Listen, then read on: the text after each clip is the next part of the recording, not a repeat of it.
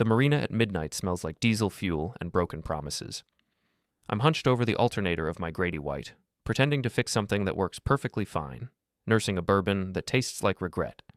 The city skyline glitters across the water like scattered diamonds on black velvet, mocking me with its beauty. My phone buzzes against the toolbox. Matt, my 20-year-old son, texting from college. "Did Mom say you had to work late again? She's been weird all week. You okay?" I'm not okay. Haven't been for months. But I text back, "Just boat maintenance. Everything's fine." Another lie in a growing collection. He understands the pressure I'm under, my wife said about her boss 3 weeks ago. You never do. I nodded and left for what she thought was a business trip to Chicago. What I actually did was book the hotel room next to theirs at the airport Marriott. When I knocked on their door at midnight, the look on their faces was worth every penny of the private investigator's fee. But I'm getting ahead of myself. Let me back up to when my world still made sense, when I thought 22 years of marriage meant something more than a legal document and shared mortgage payments. Warren Bear Decker, that's me. 44 years old, ex-Marine turned mechanical engineer, now consulting partner at Precision Design Solutions. I earned the nickname Bear in boot camp. Not because I'm particularly large, though I've kept most of my military build, but because I'm stubborn as hell and protective of what's mine. Or what I thought was mine. My wife Allison is 41, sharp as a razor blade and twice as cutting when she wants to be. She clawed her way up from a public defender's office to junior partner at Whitmore, Sterling & Associates, one of the city's most prestigious law firms. I was proud of her. Past tense. The signs were there if I'd bothered to look. Late nights that stretched later. Weekend conferences that required overnight stays. New lingerie that I never saw. A phone that she guarded like state secrets. "You're paranoid," she'd say when I asked about her schedule. "This is what success looks like, Warren. Maybe if you showed some ambition instead of tinkering with boats and engines, you'd understand." The insult stung because they carried just enough truth to burrow deep. I liked my work, liked solving mechanical puzzles, liked the satisfaction of making things run smoothly. But ambition, the kind that required stepping on people to climb higher? That wasn't me. Apparently it was her. The marina's night security guard, Eddie, wanders over with his thermos of coffee and his stories nobody wants to hear. "Working late again, Bear?" Something like that. "Trouble at home?" I consider telling him everything. How I hired Donnie Vance, a private investigator who looks like an accountant but thinks like a cop. How Donnie delivered 32 pages of documentation 3 weeks ago. Hotel receipts, GPS logs from her car, photographs time-stamped and dated. How I discovered joint account transfers to something called Whitmore Consulting LLC that I never authorized. Instead, I take another sip of bourbon and say, "Just engine trouble." Eddie nods like he understands, but he doesn't. Nobody does. The evidence sits in a safety deposit box across town. Allison and Gareth Whitmore, managing partner of her firm, checking into the same hotels on the same nights for 8 months. Gareth, 52 years old, silver-haired, married to a woman who inherited more money than God. Gareth, who hired Allison fresh out of law school and has been mentoring her ever since. My phone buzzes again. This time it's Emily, my 17-year-old daughter. "Dad, where are you? Mom's acting weird and I don't want to deal with her attitude alone." Emily's caught in the middle of something she doesn't understand yet. She sees the tension but doesn't know its source. Part of me wants to keep it that way. The other part wants to show her exactly what kind of woman her mother really is. I text back, "On my way home." The drive from the marina to our suburban house takes 20 minutes through empty streets. Our neighborhood looks like something from a magazine. Manicured lawns, 2-car garages, the American dream wrapped in vinyl siding and mortgage payments. Mrs. Krantz from next door waves from her kitchen window. She's always watching, always collecting information like a human surveillance system. Our house sits at the end of Maple Street, a colonial with blue shutters that Allison picked because it projected success. The driveway holds her BMW and my pickup truck side by side like we're still a team. The front door opens before I reach it. Emily stands there in pajamas and worry, her dark hair, my hair, pulled back in a messy ponytail. "She's been on the phone for 2 hours, Emily whispers. Whispering and laughing. It's creepy. Through the kitchen doorway, I can hear Allison's voice, low and intimate, the tone she used to reserve for me. "Go to bed, sweetheart. I'll handle this." Emily hugs me quickly and disappears upstairs. I stand in the hallway, listening to my wife flirt with another man in the house I pay for, and something cold settles in my chest. The conversation ends with soft laughter and promises to talk tomorrow. Allison appears in the kitchen doorway, phone in hand, looking guilty and defiant at the same time. "You're home early," she says. "Finished faster than expected." I study her face, looking for tells. She's good at lying now, but not perfect. "Who was on the phone?" "Work stuff. You wouldn't understand." There it is again, the dismissal, the casual cruelty wrapped in professional superiority. "Try me." She sighs like I'm a child asking difficult questions. "Gareth was updating me on the Morrison case. We're presenting to the partners next week." "Gareth." She says his name like it tastes good. "At 11:30 at night?" "Some of us work past 5 o'clock, Warren." I could confront her right now, pull out my phone and show her the photographs Donnie took last Tuesday. Her and Gareth entering the Marriott at 6:47 p.m., leaving separately 3 hours later. I could watch her face crumble as 22 years of marriage dissolve in real time. Instead, I nod and head upstairs. Patience is a virtue I learned in the Marines. Know your enemy. Choose your battlefield. Strike when victory is certain. Our bedroom feels like a museum now, everything perfectly arranged and emotionally vacant. Allison follows me up, chattering about her day, her cases, her brilliant boss who understands her so well. "The Morrison case could make my career," she says, brushing her teeth. "Gareth thinks I have real potential." I'm sure he does. She doesn't catch the edge in my voice. She's too wrapped up in her own narrative, too convinced of her cleverness. Later, lying in the dark beside her, I listen to her breathing and plan my next move. Donnie's surveillance confirmed they meet every third Thursday at the airport Marriott. Tomorrow is Thursday. Time to see how well Gareth understands pressure. Thursday morning arrives with the kind of gray sky that matches my mood. Allison bounces around the kitchen like a woman with secrets, humming while she makes coffee I won't drink and toast I won't eat. "I'll be late tonight," she announces, not meeting my eyes. "Client dinner." "Which client?" "The Morrison people. Very important." She's getting sloppy with her lies, mixing up her stories. Yesterday it was a case presentation. Today it's a client dinner. Tomorrow it'll be something else. "Have fun," I say, kissing her cheek like a good husband should. She tastes like betrayal and expensive lipstick. After she leaves, I call my office and tell them I'm taking a personal day. Then I call Donnie Vance. "It's today," I tell him. "You sure about this, Bear? Once you see it with your own eyes, there's no going back." "I crossed that line 3 weeks ago when you handed me those photos." Donnie sighs. He's a good man, divorced twice, understands the particular agony of watching your life dissolve in slow motion. "Marriott, room 716. They usually arrive around 7. "I know. I'll be in 714. "And then what?" Then I introduce myself. The Marriott sits near the airport, convenient for business travelers and cheating spouses who need plausible cover stories. I check in at 3 p.m., telling the desk clerk I'm expecting a colleague and requesting a room on the 7th floor. Room 714 is identical to 1,000 other hotel rooms. Beige carpet, generic artwork, the smell of industrial cleaning products, and other people's disappointments. I settle into the chair by the window and wait. At 6:43 p.m., Allison's BMW pulls into the parking lot. She sits in the car for several minutes, checking her makeup in the rearview mirror, preparing for her performance. Gareth's silver Mercedes arrives 4 minutes later. They don't enter together. Allison goes first, Gareth follows 10 minutes behind. Professional discretion or practiced routine? Probably both. I give them an hour. 60 minutes to get comfortable, to forget the world outside their stolen paradise. Then I walk down the hallway and knock on 716. Gareth Whitmore answers the door in a hotel bathrobe, his silver hair mussed, looking like a man interrupted. Behind him, I can see Allison scrambling to cover herself with a sheet. "Can I help you?" Gareth asks, trying to project authority while standing half-dressed in a doorway. "Warren Decker," I say, extending my hand like we're meeting at a business conference. "Allison's husband." The color drains from his face. Behind him, Allison makes a sound like a wounded animal. "I think there's been some mistake." "No mistake. Room 716, registered under Whitmore Consulting, LLC. Same company that's been receiving transfers from my joint checking account. Interesting coincidence." Gareth tries to close the door. I put my foot against it, not forcing entry, just preventing escape. "We need to talk," I say. "Warren, please." Allison appears beside Gareth, wrapped in a hotel bathrobe, her face pale and panicked. "Hello, sweetheart. How was the client dinner?" She opens her mouth, closes it, opens it again. No words come out. I reach into my jacket and pull out a manila envelope.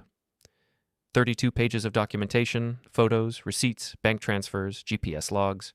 My attorney has copies. So does my accountant. I hand the envelope to Gareth, who takes it with shaking fingers. You have until Monday to figure out how you want to handle this, I continue. Personally, professionally, legally. Your choice, but it ends now. I turn to walk away, then pause and look back at my wife. By the way, Allison, Emily was asking about you. I told her you were working late. Again. The elevator ride down feels like falling through space. In the lobby, I pass a young couple checking in, laughing and holding hands, still believing in forever. I want to warn them, but what would I say? Love dies, trust crumbles, people change into strangers wearing familiar faces. Instead, I walk to my truck and drive home to face my children. Emily's watching Netflix in the living room when I arrive. She looks up expectantly. Where's Mom? Still at work. She's always at work now. I know, sweetheart. Emily studies my face with the perceptiveness of 17-year-old girls everywhere. Dad, are you and Mom okay? The question hangs in the air like smoke. I could lie, maintain the fiction a little longer, preserve her innocence for another few days or weeks. But Emily's smart, and she deserves better than the performance her mother and I have been staging. We're having some problems, I admit. What kind of problems? Adult problems. Nothing for you to worry about. She mutes the television and turns to face me fully. That's what adults always say when everything's falling apart. Smart girl. Too smart. Your mother and I need to work some things out, but whatever happens between us, it doesn't change how we feel about you and Matt. Emily nods like she's heard this speech before, maybe from friends whose parents divorced, maybe from movies and television shows that treat family dissolution like entertainment. Are you getting divorced? The word hits like a physical blow. Divorced. After 22 years, it comes down to legal paperwork and asset division. I don't know yet. My phone buzzes. Text message from Allison. We need to talk. I delete it without responding. Dad? Emily's voice is small now, younger than her 17 years. Yeah? Whatever Mom did, I'm on your side. The loyalty in her voice breaks something inside me. She doesn't even know what happened, but she's choosing sides based on instinct and observation. What does that say about the woman who gave birth to her? You don't have to choose sides, Em. This isn't your fight. Everything that happens in this family is my fight. Another text from Allison. Please, let me explain. Another deletion. The house phone rings. Emily and I look at each other. Don't answer it, she says. We sit in silence, listening to the phone ring 6 times before going to voicemail. Then it starts ringing again. She's persistent, Emily observes. She's panicking. Ring. Ring. Ring. Good, Emily says with surprising venom. Maybe now she knows how it feels. I study my daughter's face, seeing anger and hurt I didn't know was there. How long has she been watching?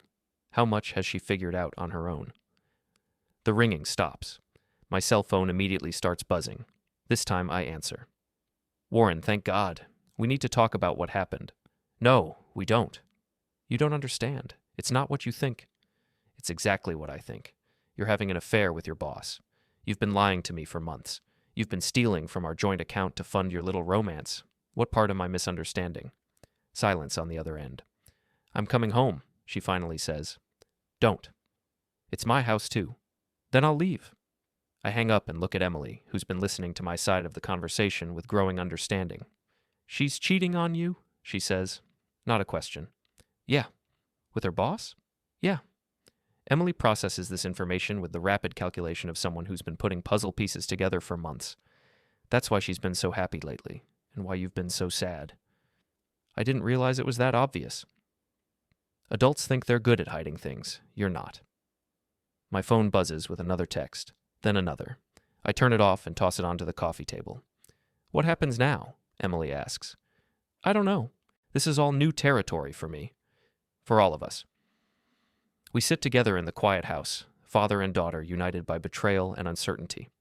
Outside, Mrs. Krantz's porch light flicks on and off, her signal that she's seen something interesting and wants to talk about it. Tomorrow, the whole neighborhood will know. By next week, it'll be all over town. Allison's affair will become public property, dissected and analyzed by people who barely know us but feel entitled to opinions about our private catastrophe. But tonight, it's just Emily and me, sitting in the wreckage of what used to be a family, trying to figure out how to survive what comes next. The front door opens at 11:47 p.m. Allison enters quietly, probably hoping to find the house asleep and buy herself time to construct a better lie. Instead, she finds Emily and me waiting in the living room like a tribunal. "We need to talk," she says, her voice carefully controlled. "No," I reply. "We really don't." Friday morning brings rain and reckoning. Allison spent the night in the guest bedroom, and I can hear her on the phone again, whispering urgent conversations that stop whenever I walk by. Emily left for school early, claiming she had a study group. Really, she just wanted to escape the tension that fills our house like toxic gas. Can't blame her. I'm in the kitchen, making coffee and contemplating the ruins of my marriage when Allison appears in the doorway. She's dressed for work, power suit, perfect makeup, armor for whatever battle she thinks she's fighting. "We can't keep avoiding this conversation," she says. "Watch me." She sits down across from me, uninvited, and adopts what I recognize as her courtroom posture. Back straight, hands folded, expression carefully neutral. "What happened last night was unfortunate, but it's not what you think." "Really? What is it then?" Gareth and I have been working closely on several cases. Sometimes the professional relationship becomes complicated. Complicated. That's what we're calling adultery now? Her mask slips slightly, revealing the anger underneath. "Don't be crude, Warren. You're better than that." "Am I? Because right now I'm feeling pretty crude. Crude and betrayed and stupid for trusting you." "You're overreacting." The casual dismissal ignites something dangerous in my chest. Overreacting, like catching your wife in bed with another man, is some minor social faux pas. "Show me the bank statements," I say. "What?" "Our joint account. Show me where the money went." She shifts uncomfortably. "I don't know what you mean." "Whitmore Consulting, LLC. $15,000 over 6 months. What was that for?" "Legal consulting. Perfectly legitimate business expenses." "Whose business?" She doesn't answer, which is answer enough. I pull out my phone and show her a photograph Donnie took 3 weeks ago. Her and Gareth entering a downtown hotel, his hand on the small of her back, both of them laughing like conspirators. "Still think I'm overreacting?" Allison stares at the photo, her composure cracking like ice in spring. "You had me followed." "I had my suspicions confirmed. That's illegal." "No, it's not. But adultery might be grounds for an interesting divorce settlement." The word divorce hits her like a slap. She actually recoils. "Warren, please. We can work this out. Marriage counseling, therapy, whatever you want." "What I want is a time machine. Failing that, I want you gone." "This is my house, too." "Then buy me out." She stands abruptly, her professional composure completely shattered now. "You're being unreasonable. People make mistakes. Marriages survive infidelity all the time." "Not this marriage." "Think about the children. Think about Emily." "I am thinking about Emily. I'm thinking about what kind of example her mother is setting. I'm thinking about what kind of lies she's been living with." Allison's face goes pale. "You told her?" "She figured it out herself. Apparently you're not as clever as you think." The front door slams as Allison leaves for work, but not before I hear her making another phone call from the driveway, probably warning Gareth that their secret is blown. Too late for damage control now? I spend the morning making my own phone calls. First, to my attorney, David Morrison, a guy I served with in the Marines who now practices family law. Then to my bank, freezing joint accounts and credit cards. Finally, to my office, telling them I need the rest of the week for personal business. By noon, I've constructed the framework for dismantling 22 years of shared life. It's surprisingly simple once you commit to it. The doorbell rings at 1:15 p.m. Mrs. Krantz stands on my porch, holding a casserole dish and wearing her best concerned neighbor expression. "Warren, dear, I hope you don't mind me dropping by. I made too much tuna casserole and thought you might enjoy some." Mrs. Krantz has never made too much of anything in her 73 years. She's here for information. "That's very kind of you, Mrs. Krantz. Please call me Dorothy. We've been neighbors for 8 years now?" She pushes past me into the house, casserole dish in hand, eyes already scanning for evidence of domestic discord. I couldn't help but notice Allison leaving rather early this morning and coming home quite late last night. I hope everything's all right. "Just work stuff." "Oh, I'm sure. Such a dedicated woman, your Allison. Always working late, always traveling for business. Just last week I saw her leaving with an overnight bag on Tuesday, and she didn't come back until Thursday morning." Dorothy Krantz, neighborhood surveillance system and gossip distribution network, has been tracking my wife's movements better than I have. "You're very observant." "At my age, dear, watching the neighbors is about the only entertainment I have left. Speaking of which, I noticed a very nice Mercedes parked in front of the Hendersons' house last Thursday evening. Silver, expensive looking. Not the kind of car you usually see in our neighborhood. The Hendersons live 3 houses down and have been in Florida for 2 months. Someone was using their empty driveway as a parking spot, probably thinking they were being discreet. Probably a visitor, I say. Probably, though I did notice the same car parked there several times over the past few months. Always on Thursday evenings, always gone by morning. Dorothy sets the casserole on my kitchen counter and turns to face me with the expression of someone delivering important intelligence. Warren, I hope you won't think I'm interfering, but I've lived long enough to recognize certain patterns. If you ever need someone to talk to, or if you need a witness to anything you might have observed, I want you to know I'm here. A witness. Dorothy Krantz, retired librarian and amateur detective, is offering to testify about my wife's affair. I appreciate that, Dorothy. Men like you deserve better, Warren. You work hard, you love your family, you take care of your responsibilities. Some women don't appreciate what they have until they lose it. After she leaves, I sit at my kitchen table, eating tuna casserole and planning my next move. Dorothy's intelligence confirms what I already knew, but it also suggests that Allison and Gareth have been careless. Sloppy. Arrogant. That's going to cost them. My phone rings. Emily calling from school. Dad, there's something you should know. Mom called me during lunch. What did she say? She wanted me to talk to you, to convince you that you're making a big mistake. She said you misunderstood what you saw last night. What did you tell her? I told her I'm not stupid, and neither are you. Pride swells in my chest. Emily's got backbone. She also said she's staying at Aunt Linda's for a few days while you cool down. Her words, Aunt Linda, Allison's sister, who lives in a downtown condo and has been divorced 3 times. Perfect place for Allison to plan her counterattack. How do you feel about that? Honestly? Relieved. The house feels lighter without her in it. After Emily hangs up, I walk through our home, seeing it with new eyes. Every room contains evidence of our shared history. Wedding photos, family vacations, milestone celebrations. But it also contains evidence of recent deception. New clothes Allison claimed were for work. A second cell phone charger by her bedside table. Credit card statements for restaurants I've never been to. How long was I blind? How many signs did I miss or dismiss? The garage holds my real sanctuary, a workbench where I restore old boat engines, surrounded by tools that serve clear purposes and solve definite problems. Unlike human relationships, mechanical systems follow logical rules. When something breaks, you can usually figure out why and fix it. People are more complicated. My cell phone buzzes. Text message from an unknown number. This is Gareth Whitmore. We should meet and discuss this situation like adults. I stare at the message for a long moment, then type back, No. Another message appears immediately. I understand you're upset, but there are better ways to handle this. Ways that don't hurt innocent people. Innocent people? Like his wife? Like my children? Like me? I type, You should have thought about innocent people 8 months ago. The response comes quickly. Don't make this harder than it needs to be. Allison and I work together. We can't simply pretend this never happened. He's right about that.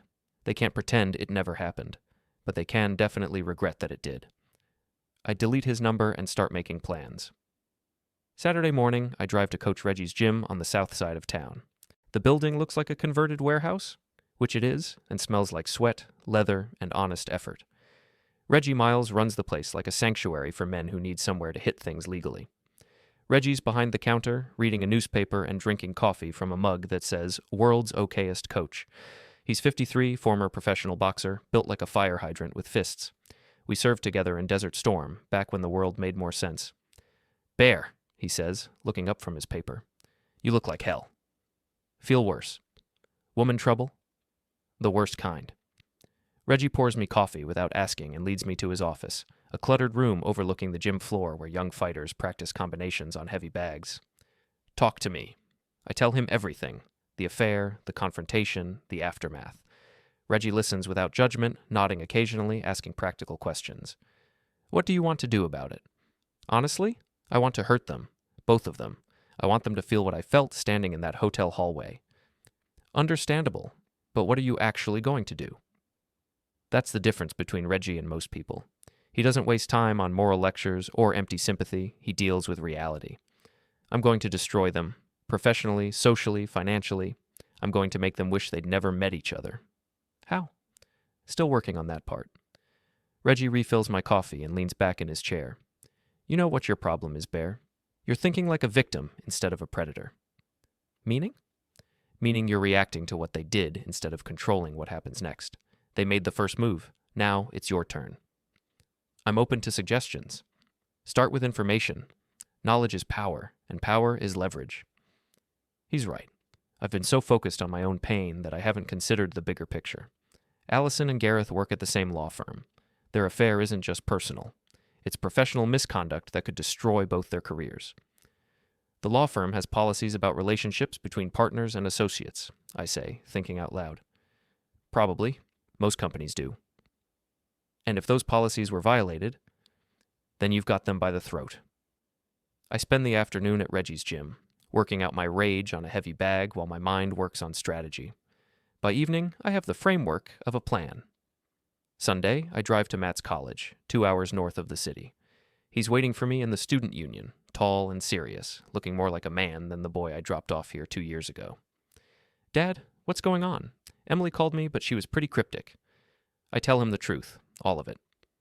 Matt listens with the same quiet intensity he's had since childhood, processing information like he's solving a complex equation. So Mom's cheating on you with her boss? Yeah. And you caught them in a hotel room? Yeah. And now you're getting divorced? Probably. Matt nods slowly. Good.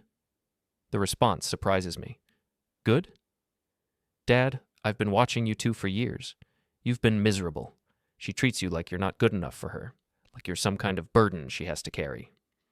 I didn't realize it was that obvious. It was obvious to everyone except you. Emily and I used to talk about it when we came home for holidays. We kept waiting for one of you to do something. I'm sorry you had to see that. Don't apologize. Just don't let her walk all over you in the divorce. Smart kid. Definitely gets that from me. Monday morning, I'm waiting in the parking garage of Whitmore, Sterling and Associates when Allison arrives for work. She sees me leaning against my truck and approaches cautiously, like I might be dangerous. Maybe I am. Warren, what are you doing here? Waiting for you. This is harassment. This is a public parking garage. I have every right to be here. She looks around nervously, probably worried that her colleagues might see us together and start asking questions. What do you want? I want you to resign. What? Quit your job, today. Clean out your desk, say goodbye to Gareth, and find employment somewhere else. That's ridiculous. I'm not giving up my career because you're having a tantrum. It's not a tantrum, Allison. It's a choice. You can resign voluntarily, or I can make your position here untenable. You can't do anything to me. I haven't broken any laws. Haven't you? Let's see. Misappropriation of joint assets. That's civil court. Adultery with a superior. That's professional misconduct. Using company resources for personal relationships. That's grounds for termination. Her face goes pale. You're bluffing. I pull out my phone and show her a contact. Tara Sims, HR director. Tara's my friend. Tara's a professional. When I show her the evidence I've collected, she'll have to act on it. Company policy. You wouldn't. Try me. Allison stares at me like she's seeing a stranger. Maybe she is. The Warren she married was accommodating, forgiving, willing to overlook her casual cruelties for the sake of peace. That Warren is gone. This isn't you, she says. No, this is exactly me. You just never bothered to look. I walk away, leaving her standing in the parking garage, finally understanding that actions have consequences. Tuesday afternoon, I'm in my office when David Morrison calls. Warren, we need to talk. Allison's attorney contacted me this morning. Already? That was fast. She's claiming mental distress, harassment, and intimidation. She wants a restraining order. Based on what? She says you've been following her, threatening her job, and creating a hostile environment. I had one conversation with her in a public parking garage. That's what I told her attorney. But Warren, you need to be careful. Don't give them ammunition. Understood. There's something else. She's also claiming that you've been hiding assets and manipulating joint accounts. I froze the accounts to prevent further unauthorized transfers. Perfectly legal. I know that, and you know that, but it's going to make the divorce proceedings more complicated. How complicated? She wants half of everything, plus alimony, plus she wants to keep the house. Over my corpse. That's what I told her attorney, in more diplomatic terms. After David hangs up, I sit in my office, staring out the window at the city skyline. Allison's moving fast, trying to control the narrative and secure her position. She's good at legal strategy, I'll give her that. But she's not the only one who can play games. Wednesday evening, I'm having dinner at Giuseppe's, a small Italian restaurant downtown, when I spot them. Allison and Gareth sitting in a corner booth, heads close together, discussing strategy over wine and pasta. They look comfortable, confident, like they've weathered the storm and emerged victorious. That's about to change. I pay my check and walk over to their table. They look up in surprise and alarm. "Good evening," I say pleasantly. "Mind if I join you?" "Warren, please don't make a scene," Allison whispers. "I'm not making a scene. I'm just saying hello to my wife and her boss." Gareth starts to stand. "I think you should leave." "Actually, I think you should stay, both of you. We're going to have that adult conversation you wanted." I sit down uninvited, signaling the waiter for another chair. Around us, other diners are starting to notice the tension. "Here's what's going to happen," I continue, keeping my voice conversational. "Allison, you're going to withdraw your request for a restraining order. Gareth, you're going to recuse yourself from any cases involving my wife, effective immediately." "You can't dictate terms to us," Gareth says. "Can't I? Let's find out." I pull out my phone and place it on the table, recording app visible. "Tell me about Whitmore Consulting, LLC, I say. Neither of them responds. "It's a shell company you created to funnel money from my joint account. $15,000 over 6 months.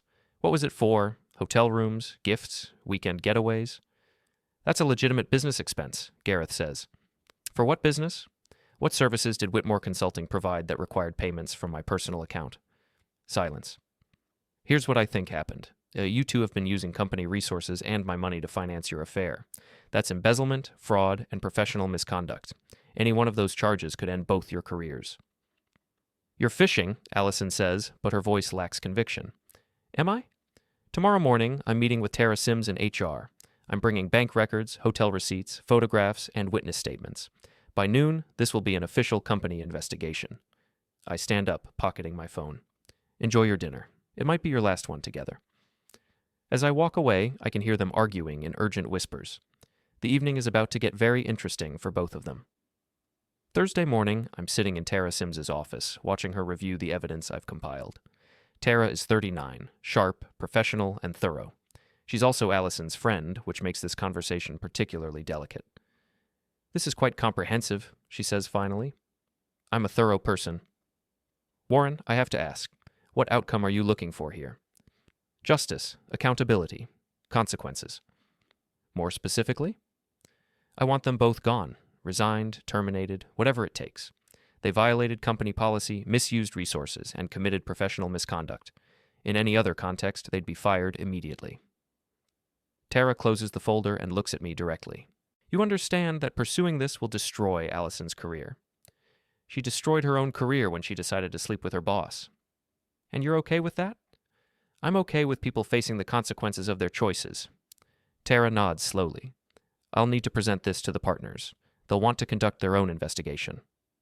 "How long will that take?" "A few days, maybe a week, and these things have to be handled carefully." "I understand. But Tara, I want you to know, this doesn't end here. If the firm doesn't take appropriate action, I'll take this public. Media, social networks, professional organizations, everyone will know what kind of company Whitmore, Sterling, and Associates really is. That's quite a threat." "It's not a threat, it's a promise." I leave Tara's office feeling lighter than I have in months. The wheels of justice grind slowly, but they grind exceedingly fine. By Friday afternoon, the gossip network is in full swing. Dorothy Krantz calls to tell me she's seen moving trucks at 3 different houses on our street. Apparently, news of the Decker marriage implosion is inspiring other couples to examine their own relationships. Emily comes home from school with updates from the Teenage Intelligence Network. "Madison's mom works at Mom's law firm," she reports. "She says there's been a lot of closed-door meetings this week." "Interesting." "Also, Mom called again. She wants to have dinner tomorrow night. Family meeting, she called it." "What did you tell her?" "I told her I was busy." "Are you?" "I am now." That evening, I'm working in the garage when my phone rings. Unknown number. This is Warren. "Mr. Decker, this is Patricia Whitmore, Gareth's wife." The conversation I've been expecting. "Mrs. Whitmore, I think we should meet." Saturday morning, I meet Patricia Whitmore at a coffee shop downtown, far from both our neighborhoods and the law firm that employs her husband. She's elegant in the way that old money produces. Understated clothes, perfect posture, the kind of confidence that comes from never having to worry about anything as mundane as a mortgage payment. "Thank you for coming," she says as I sit down across from her. "Thank you for calling." Patricia Whitmore is 50, blonde, beautiful, in a carefully maintained way. She's also, according to Donnie's research, worth about $12 million in inherited wealth. Gareth married well, which makes his affair with Allison even more stupid. "I assume you know why I wanted to meet." "I have a pretty good idea." She slides a manila folder across the table. "I hired my own investigator 3 months ago. I thought you might find this interesting." The folder contains photographs, bank records, and phone logs that make my evidence look amateur by comparison. Patricia's investigator documented not just the affair, but the financial arrangements, the cover stories, and the professional misconduct in exhaustive detail. "Why are you showing me this?" "Because Gareth thinks he's smarter than everyone else. He thinks he can manipulate situations and people without consequences. I want him to learn otherwise." "What do you want from me?" "Cooperation. You're going after them professionally. I'm going after them financially and socially. Together we can make sure they both lose everything." Patricia Whitmore, it turns out, is not the decorative trophy wife Gareth thinks he married. She's a predator who's been waiting 22 years for her husband to give her sufficient cause to destroy him. "What did you have in mind?" "The firm's annual gala is next Saturday. 500 guests, all the important people in the city's legal community. Gareth is scheduled to give the keynote address about professional ethics. The irony is almost too perfect. I'll be there as his dutiful wife, of course. But I thought you might like to attend as well, as Allison's husband." "I wasn't invited." "You are now." She slides an invitation across the table. "+1, if you'd like to bring someone." "What exactly are you planning?" "Nothing illegal, nothing violent, just a public revelation of truth at the moment when it will have maximum impact." Patricia Whitmore smiles, and I understand why Gareth should have been more careful. Hell hath no fury like a wealthy woman scorned. I'm in. The week passes in a blur of preparation. Tara calls on Tuesday to inform me that the firm has opened a formal investigation into Gareth and Allison's conduct. Both have been placed on administrative leave pending the outcome. Emily reports that Allison has been calling the house repeatedly, leaving increasingly desperate voicemails about working things out and thinking about the family. Matt drives down from college on Thursday, ostensibly for a weekend visit, but really to provide moral support for what he calls Dad's nuclear option. "You sure you want to do this publicly?" he asks as we sit in the garage, working on a boat engine that doesn't need repair. "Your mother made this public when she started flaunting her affair around town. I'm just making sure everyone gets the full story." "What about Emily? This is going to be rough on her." "Emily's tougher than you think. Besides, she deserves to know the truth about her mother." Friday evening, I pick up my tuxedo from the dry cleaner and review my notes one final time. Patricia has been coordinating our strategy through encrypted messages that would make CIA operatives proud. She's thought of everything: timing, witnesses, media coverage, legal implications. Tomorrow night, Gareth Whitmore and my wife are going to learn what happens when you underestimate the people you betray. Saturday arrives with clear skies and perfect weather. The kind of day that makes you believe in justice and second chances. The Whitmore, Sterling, and Associates annual gala is held at the Riverside Country Club, a monument to old money and older prejudices. I arrive at 7:30, wearing my best tuxedo and my most pleasant expression. The ballroom is filled with the city's legal elite, judges, prosecutors, defense attorneys, and the politicians who depend on their donations. Everyone who matters in the local legal community is here, dressed in their finest clothes and most professional smiles. I spot Allison across the room, wearing a black evening gown that probably costs more than most people make in a month. She's standing with a group of associates, trying to project confidence while her world crumbles around her. Gareth is near the bar, holding court with several prominent judges, playing the role of successful managing partner one last time. Patricia appears at my elbow, stunning in midnight blue silk. "Ready?" she asks. "Let's do this." The evening's program begins with cocktails and networking, followed by dinner and speeches. Gareth is scheduled to speak at 9:30, just after the dessert course. At 9:20, Patricia excuses herself from our table and walks to the podium. She speaks briefly to the master of ceremonies, showing him something on her phone. His expression changes from polite interest to shock. At 9:25, the master of ceremonies approaches the microphone. "Ladies and gentlemen, we have a slight change to this evening's program. Mrs. Patricia Whitmore has asked to introduce her husband tonight, and we're delighted to accommodate her request." Applause fills the ballroom as Patricia takes the podium. Gareth looks surprised but pleased. His wife has never shown interest in his professional achievements before. Thank you all for being here tonight, Patricia begins, her voice carrying clearly through the sound system. I've been married to Gareth for 22 years, and I've watched him build this firm into one of the most respected legal practices in the state. More applause. Gareth preens. Tonight, Gareth was planning to speak about professional ethics, about the importance of integrity in our profession, about the trust that clients place in their attorneys. The applause fades as something in Patricia's tone suggests this isn't going where the audience expected. But before he does that, I think you should all see something. The lights dim, and a large screen descends behind the podium. Patricia produces a remote control. These photographs were taken over the past 8 months by a private investigator I hired to document my husband's affair with his associate, Allison Decker. The first photograph appears on the screen, Gareth and Allison entering a hotel together. Gasps ripple through the audience. This is them at the Marriott on March 15th. Click, another photo. The Hilton on April 20th. Click. The Sheraton on May 10th. The photographs continue, each one more damning than the last. The audience sits in stunned silence as Patricia methodically destroys her husband's reputation and career. Of course, the affair itself is just a personal matter between spouses. Patricia continues conversationally. But when my husband began using firm resources to finance his relationship, and when he began manipulating case assignments to benefit his lover, it became a professional matter as well. The screen now shows bank records, expense reports, and internal memos that document the systematic abuse of professional responsibility. These documents show how Gareth created a shell company to funnel money from client accounts and employee pension funds to pay for hotels, gifts, and travel for his affair. The audience is no longer just shocked. They're angry. Several prominent attorneys are already heading for the exits, probably calling their own investigators and accountants. So when Gareth speaks to you tonight about professional ethics, I want you to remember these images. I want you to remember that integrity isn't just a word we use in speeches. It's supposed to be the foundation of everything we do. Patricia sets down the remote and looks directly at her husband, who is standing frozen near the bar, his face white with shock and rage. I'm filing for divorce on Monday morning. I'm also filing complaints with the State Bar Association, the District Attorney's Office, and the IRS. Gareth, you have until noon tomorrow to remove your belongings from our house. After that, the locks will be changed. She walks off the podium to absolute silence, pausing only to hand me the microphone. Warren Decker, I say, introducing myself to the stunned audience. Allison's husband. I don't need to say much. Patricia has done the heavy lifting, but I want these people to understand the human cost of what they've witnessed. 22 years of marriage, 2 children, a life built on trust and mutual respect, destroyed by 2 people who thought they were smarter than everyone else.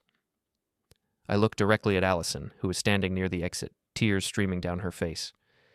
My wife told me that Gareth understood the pressure she was under better than I did. She was right. He understood exactly how to exploit that pressure for his own benefit. I set down the microphone and walked toward the exit.